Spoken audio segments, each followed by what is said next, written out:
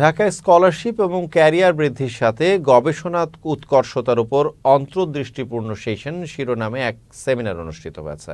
সোমবার বিকেলে ঢাকার বকশীবাজারে বেগম বদরুন্নেসা সরকারি মহিলা কলেজের অডিটোরিয়ামে research farm writing expert consultancy firm কর্তৃক আয়োজিত জ্ঞান শেয়ারিং সেমিনারের আয়োজন করা হয়। এতে প্রধান অতিথি হিসেবে উপস্থিত ছিলেন সাউথ এশিয়া স্কুল অব বিজনেসের dean M Abdullah Al Mamun.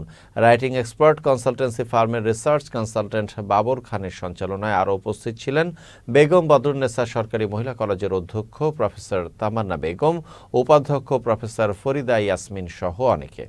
Seminar শেষে অতিথিদের মাঝে ক্রেস্ট এবং অংশগ্রহণকারী শিক্ষার্থীদের মাঝে সনদ বিতরণ করা হয়। রিসার্চটা করতে হবে যাতে করে সে দেশের বাইরে যখন স্কলারশিপ নিয়ে যেতে চাইবে পিএইচডি বা মাস্টার্স করতে, রিসার্চ বেস মাস্টার্স করতে, তখন প্রফেসররা তার রিসার্চ প্রোফাইলটা দেখতে চাবে, তার রিসার্চ নলেজ দেখতে চাবে। না হলে এই স্কলারশিপ কেন দিবে? ইন্টারন্যাশনালি সবাই পড়াশোনা করে, আমরা জানি রিসার্চ বেস, বাট বাংলাদেশের এডুকেশন সিস্টেমটা কোর্স বেস, যার ফলে রিসার্চ নলেজ সবার মধ্যে থাকে না।